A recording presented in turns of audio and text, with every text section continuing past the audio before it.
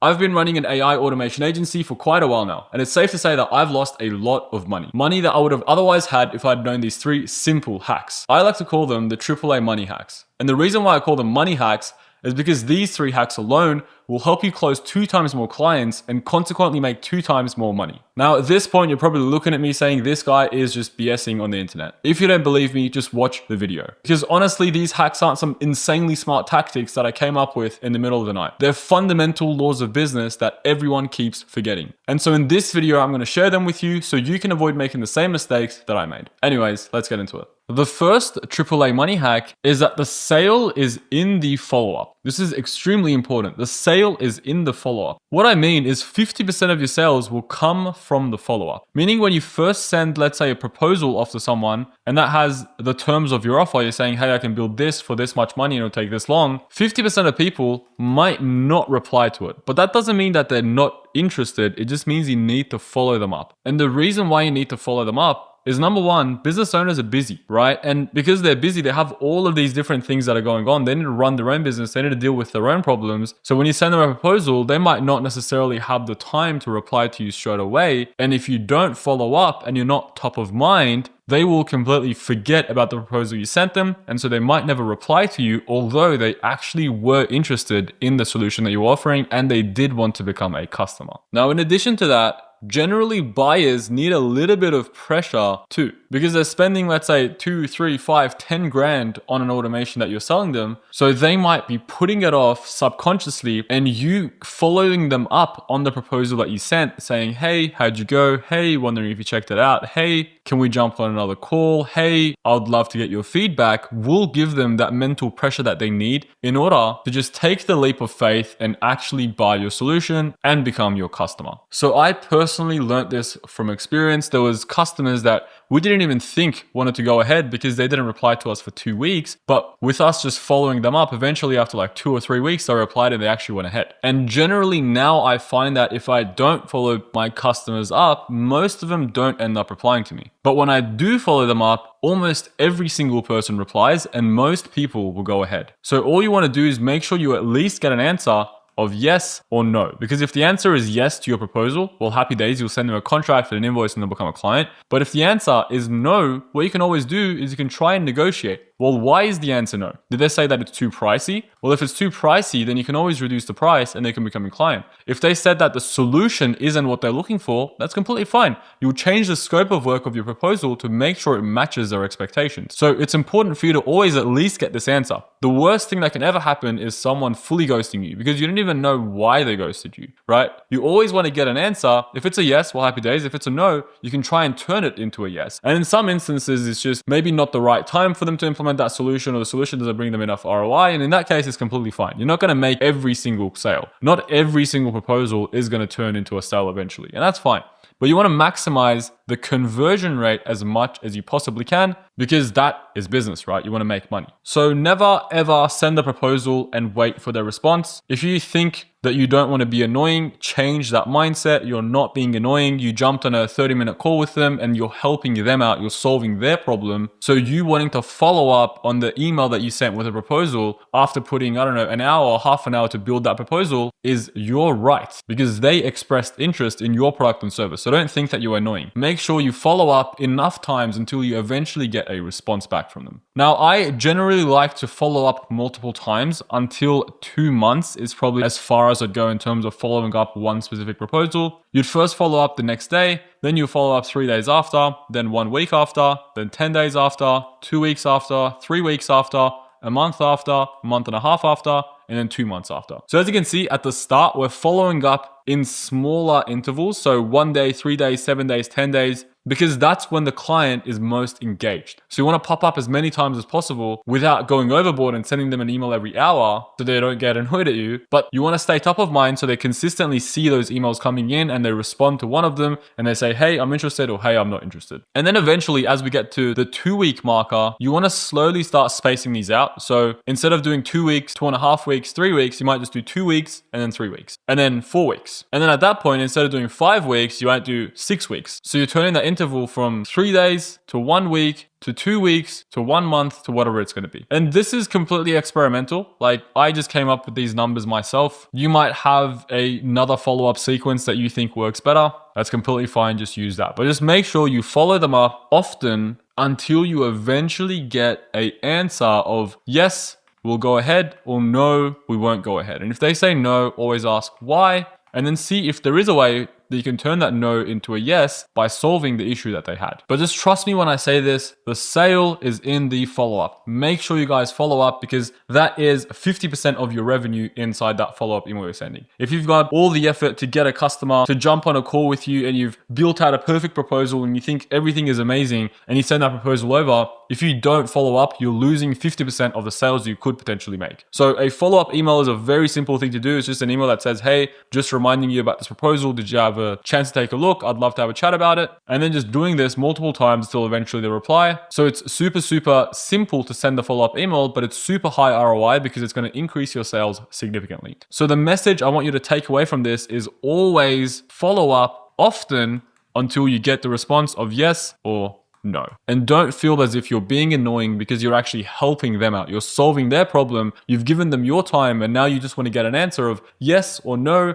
And if they say no, then you can figure out a way to make it into a yes. So the sale is in the follow-up. It's extremely important. Now, the next money hack is speed to lead. I like to say speed to lead is everything. Speed to lead basically just means make sure your customer has to wait as little as possible all throughout their journey working with you. So when you're sending out the proposal, make sure the customer doesn't have to wait 2, 3, 4 days. Make sure you send it as quickly as you can, whether that's 2 hours, 1 hour, 4 hours, maximum 1 day. When they're booking a sales call with you on your booking calendar, make sure they don't have to wait 2 weeks until they can jump on that call. Make sure you have availabilities tomorrow. Make sure you have availabilities in 2 days so that they don't have to wait to jump on that sales call. When you're, for example, onboarding them after they've accepted the proposal, make sure that onboarding is as quick as possible so you guys can start developing as soon as possible. When you're building out the solution you promised them, make sure it doesn't take 6 months if it can only take 2 weeks. Make sure you do it as quickly as possible, because generally people don't like to wait for things. If people get something quicker, they find it more valuable. So making sure you're quick all throughout the customer journey is one of the most important things you can do as an agency owner. That's how you will maximize your customer satisfaction and customer retention. Now, with that being said, the place where speed matters the most is when the prospect is still a lead, not a customer. Meaning they're interested in your product and service, but they haven't actually bought from you yet. So the first 2 steps inside the customer journey that I explained, when they're booking a sales call with you and when they're waiting for you to send them over a proposal after the sales call. It's really important that you don't keep them waiting.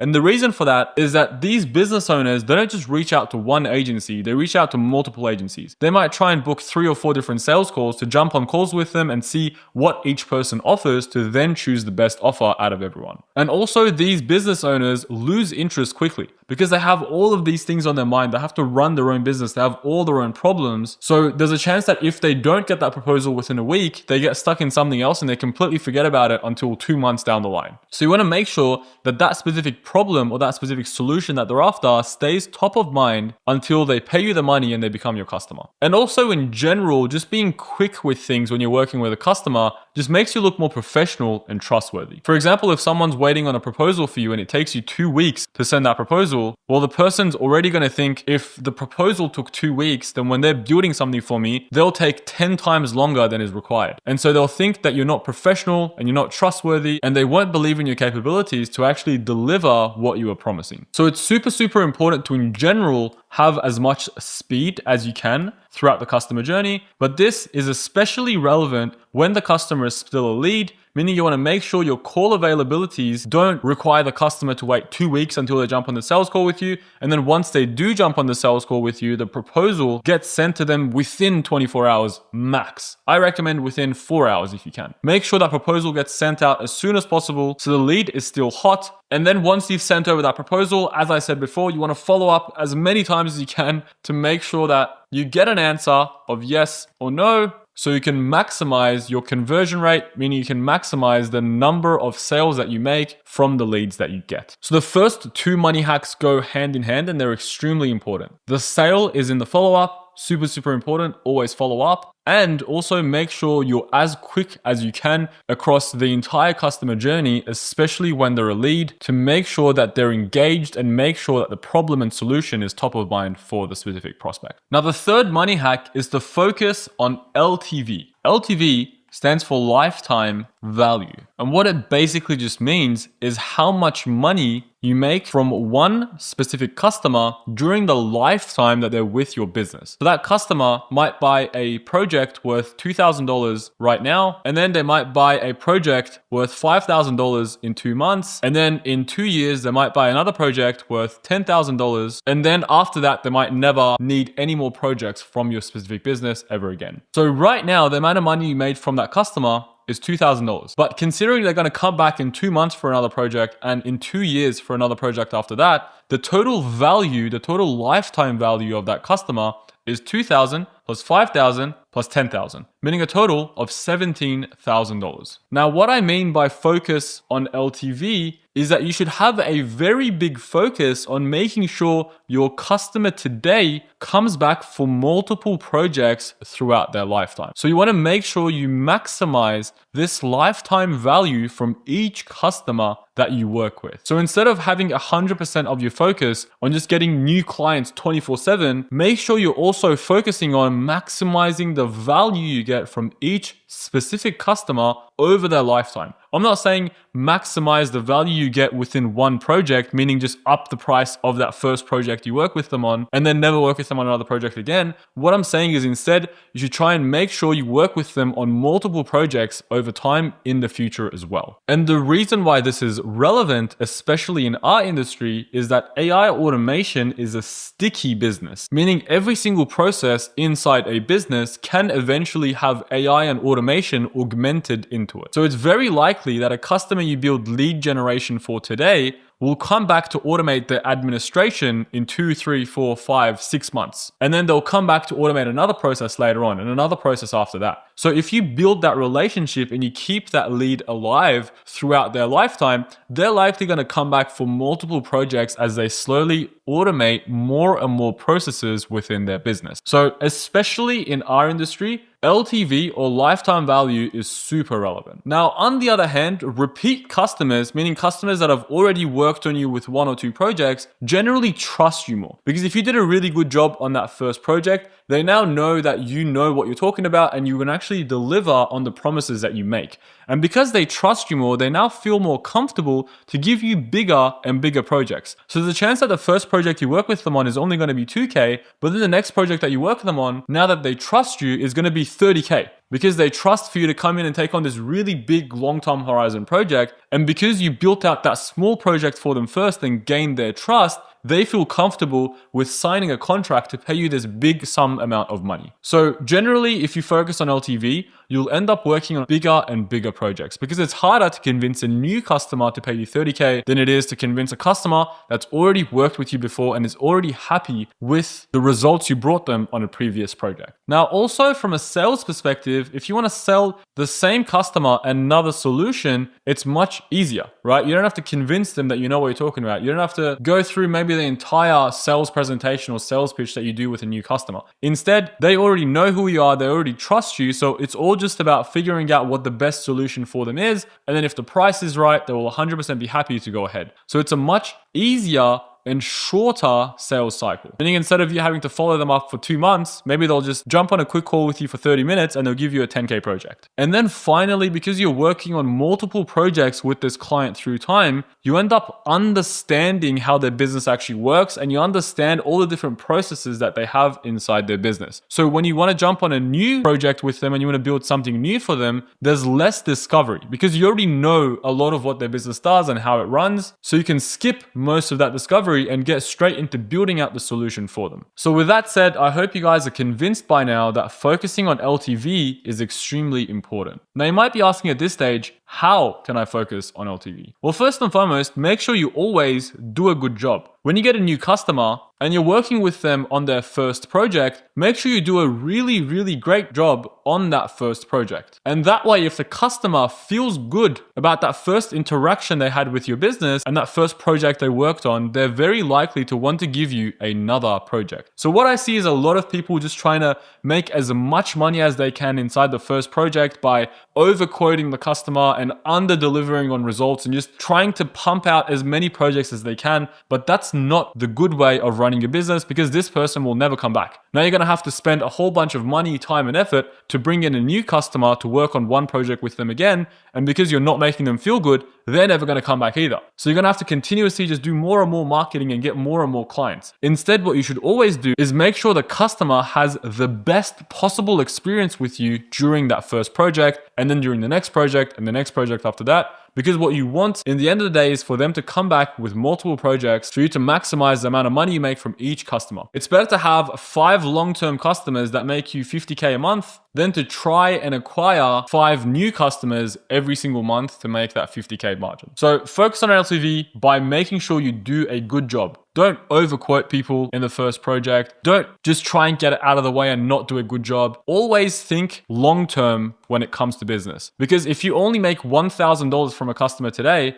it doesn't mean that that's how much they're worth to your business forever. They might come back for a project that's $100,000. And now the LTV is $101,000. So when you're building out that $1,000 project, don't treat them like a $1,000 customer. Treat them like a potentially $101,000 customer. So make sure you always do a good job. And then also make sure you always keep the conversation going. Once the first project ended, don't just break off your relationship with the customer there and never reach out to them again. Make sure you have a newsletter that sends the customer an email every couple of weeks so they can see your name pop up inside their inbox. Make sure you reach out to them for holidays and wish them a happy holiday. Make sure when you find some new piece of information that you think is relevant to them, you send it over to them and say, hey, I just found this new piece of news and I thought it might be relevant to you. Maybe they're a real estate agent and you found something cool about real estate or AI in real estate, and you send it over to them because they will get value from it. And all of those sorts of things that you can do over time to just making sure you're keeping in touch with the customer. Make sure you keep the conversation going. You want to build that relationship over time. And then finally, you want to re-engage them on new opportunities. There's a chance that this person might never actually come back to you to initiate a conversation about a new project. That's completely fine. You want to initiate the conversation about a new project instead. Meaning you might reach out to them and say, hey, this specific thing changed about AI capabilities, and now I think this solution is possible for your business and it'll bring you a massive ROI. And if they're interested, they'll jump on a sales call with you, you walk them through it, and if they're happy with it, they'll pay you the money and you build it. Or maybe you've built a new product and you think that product might be useful to them. You might reach out to them and say, hey, I've just built this product for another customer and they found it super valuable. They made X amount of money or they got X amount of ROI. If you're interested, I can also implement it into your business. And if they're interested, they'll buy it from you. So you want to re-engage them on new opportunities by selling them on new solutions or new products that you come up with. And so what I want you guys to take away from this specific hack is that you should always be thinking long-term and focusing on the customer's lifetime value, not just that one specific project you work with them, because it's very likely they're going to come back for multiple projects in the future. And if you can do a good job and keep that relationship alive over time,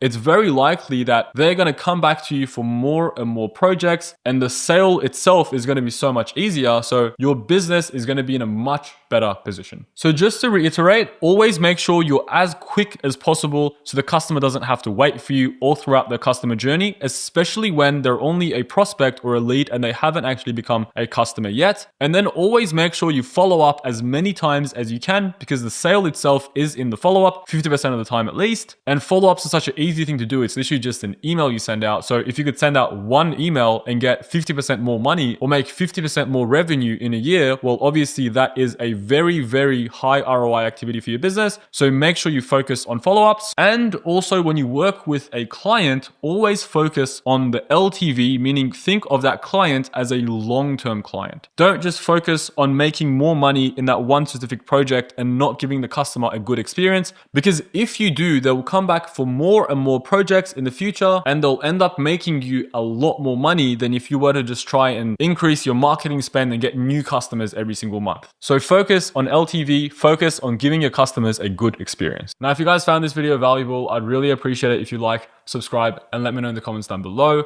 But otherwise, I'll see you guys in the next video.